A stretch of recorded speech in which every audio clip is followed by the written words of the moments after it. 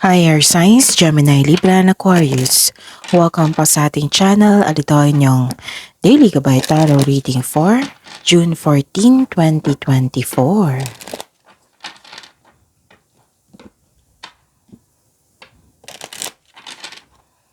Please be reminded kung naka-resonate kayo, comment down. Kung hindi kayo naka-resonate, ibigay niyo po sa iba kasi channel reading po ito.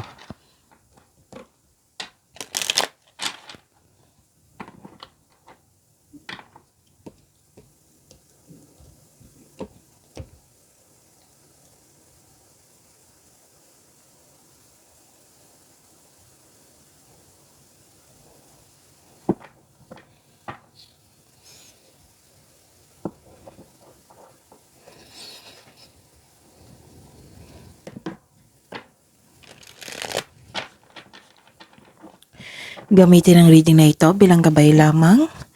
Please like, subscribe, and click the button for notification para updated po kayo sa daily tarot reading natin. Maraming salamat po.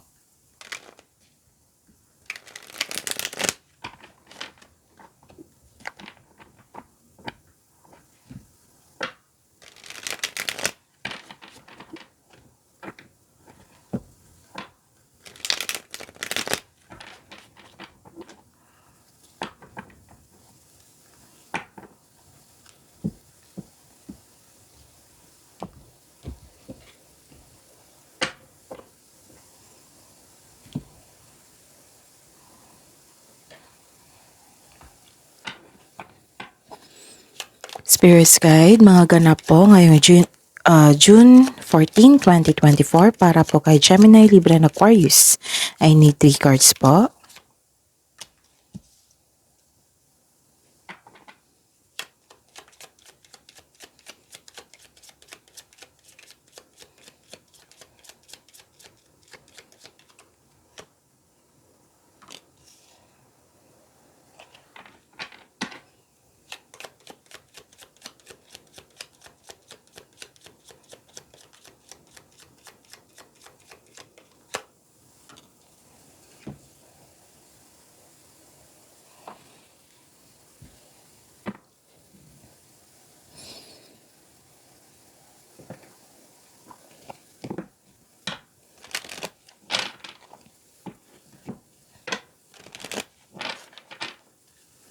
Spirits Guide, mga mensahe po para kay Gemini, Libra, and Aquarius ngayong June 14, 2024.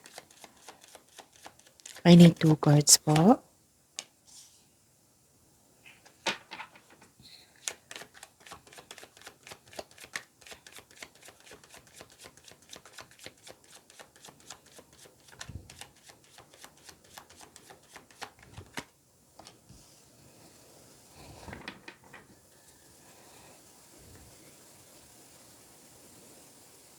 Okay, Gemini, Libra, and Aquarius, June 14, 2024. May nakita ko ditong naka-receive kayo ng blessings. Wow!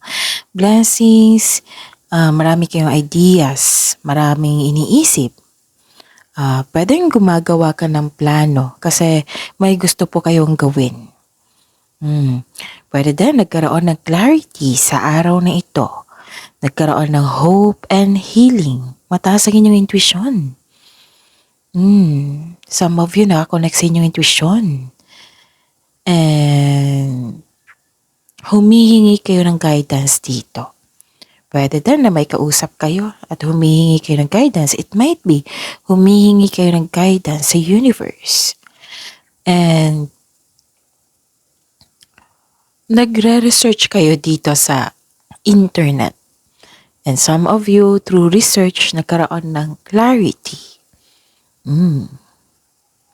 Nag-iisip ka sa dreams and goal mo sa buhay. Nakikita ko dito, 2 card na po nagsabi dito na may dumating na opportunity. Nagkaroon ng choices na kailangan mong pumili. Oo, kailangan mong pumili, kailangan mong magkaroon ng desisyon. Yung 'di ba sabi ko kanina nagpaplano ka.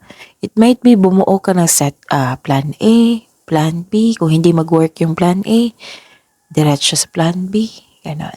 Example yan. Okay? May nakita ko ditong love is blooming.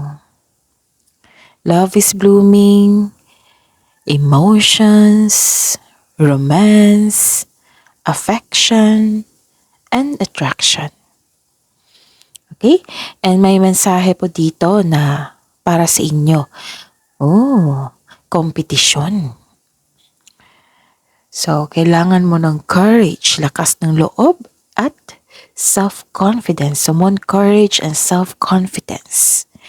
Actually, na pagkompetisyon, rivalry, siguro kung healthy competition, pwede pa kay Gemini, Libra, and Aquarius. Pag unhealthy competition, nako, maiirita talaga kayo niyan. Oo, kasi ayaw nyo, si air signs ayaw ng kompetisyon. And ang mensahe po dito is move forward, moving forward. Get ready for positive change. Wow! So this is change for the better. Positive change. Kung may new beginning, meaning niyan is magkakaroon ng positive change. So move forward. Spirits Guide, ano po ang energy ni Gemini, Libra, and Aquarius ngayong June 14, 2024?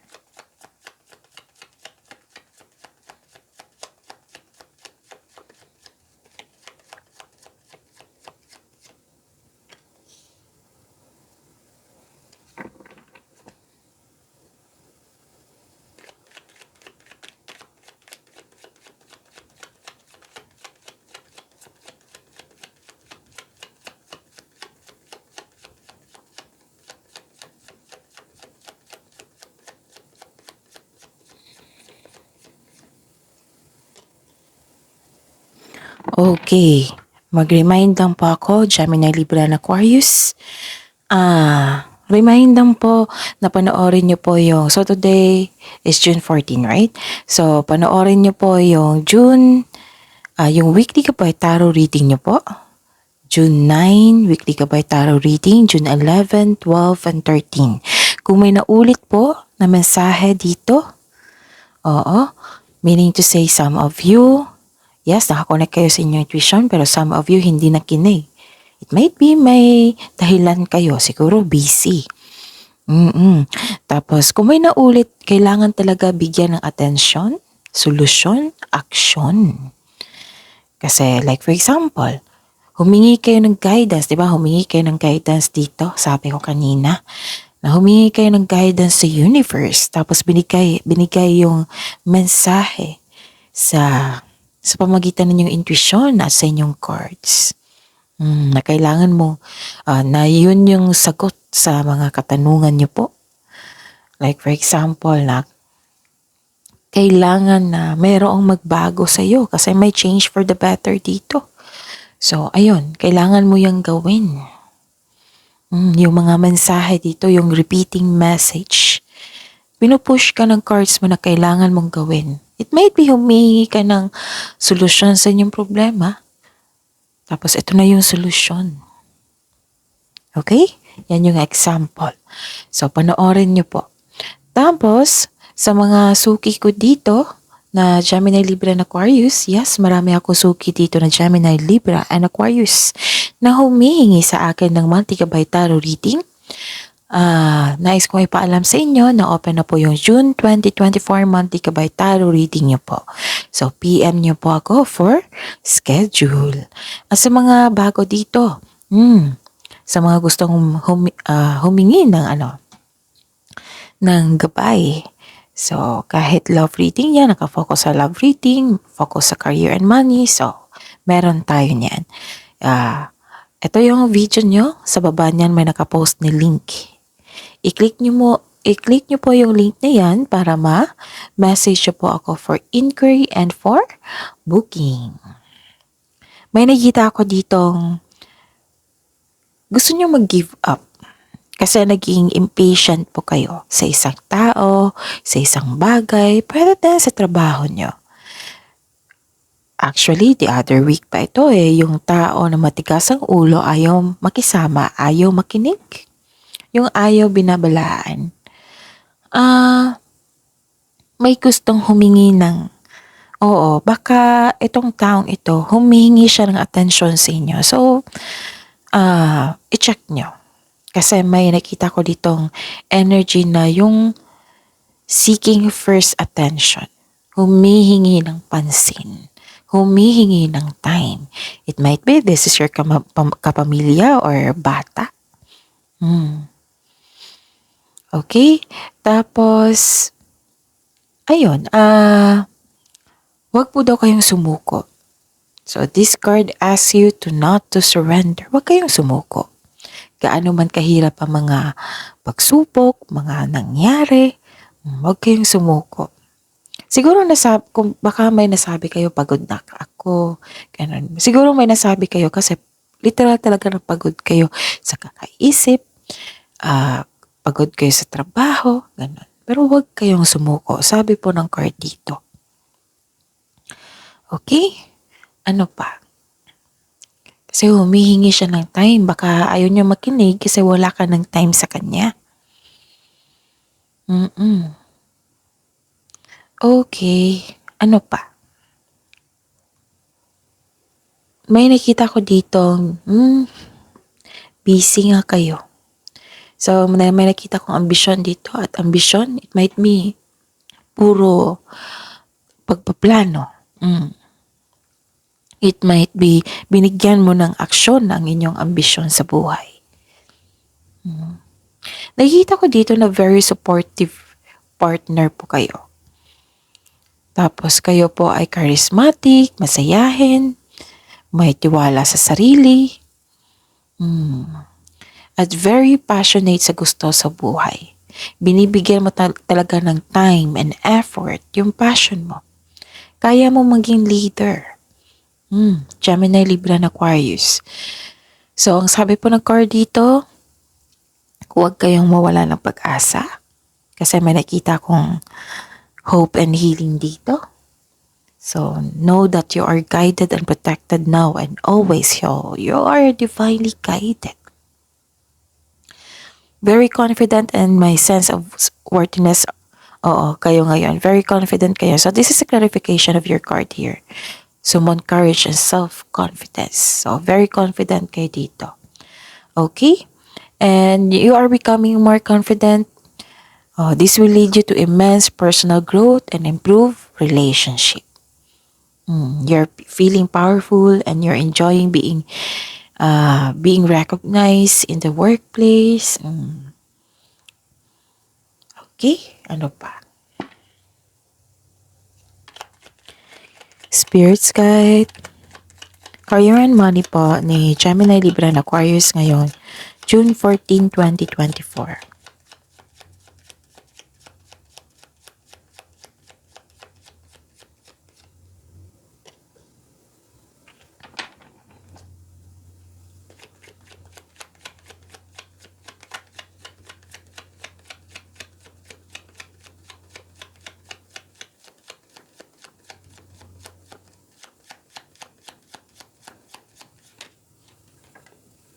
So, yun talaga.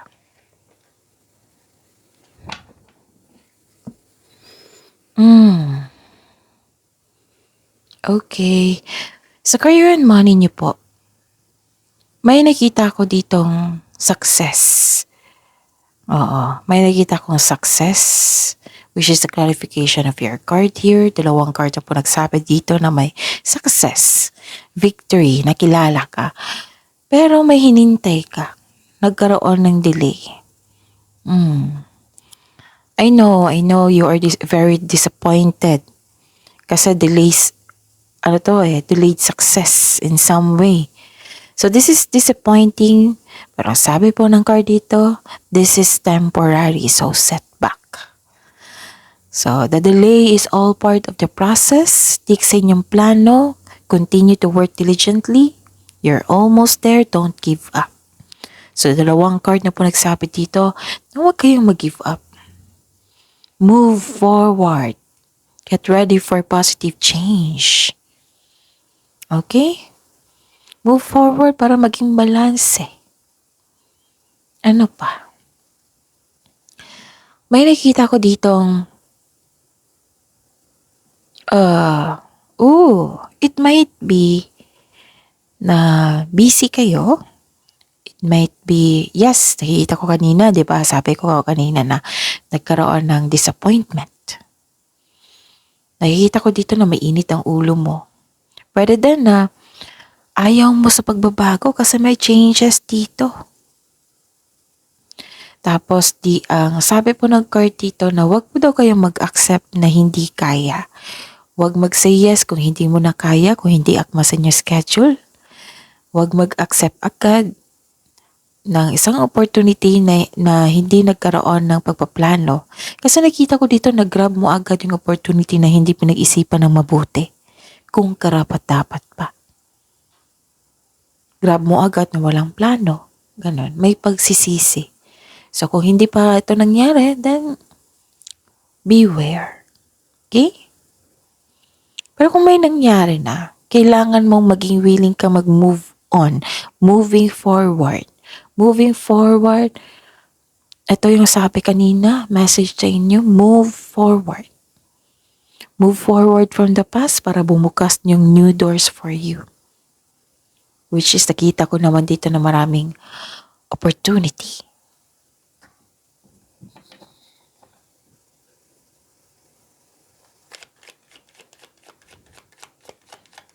Spirits guide.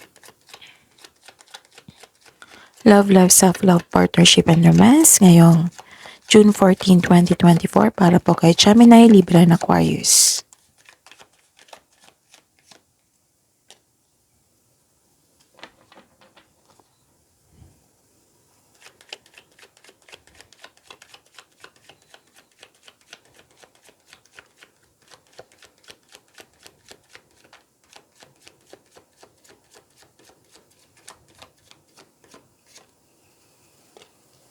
Okay. So this is your love life, self-love, partnership, and romance. Ilang cards na po nagsabi dito na may pagbabago. Okay. May pagbabago, may transformation. Ilang cards na po nagsabi dito. May ending of cycle, may transition. Yung it's time na. Ngayon na ang oras, ganun. So this is necessary change. Okay? So this is maraming nagsabi dito na transformation. Ito pa lang, moving forward, get ready for positive change. So necessary change, kailangan to. Okay?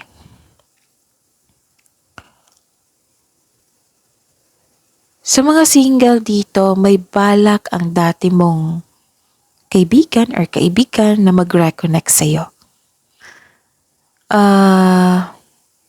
Nakikita ko dito, you're not ready . Ilang beses na ito lumabas sa inyo. Pansin nyo, Gemini, Libra, and Aquarius na may gustong humingi ng sorry sa inyo.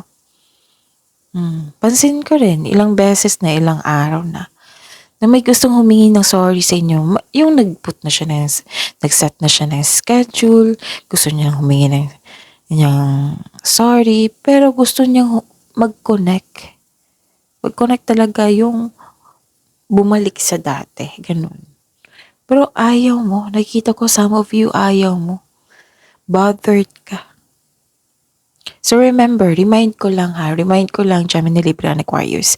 Kasi bad mood kayo dito sa career niya, right?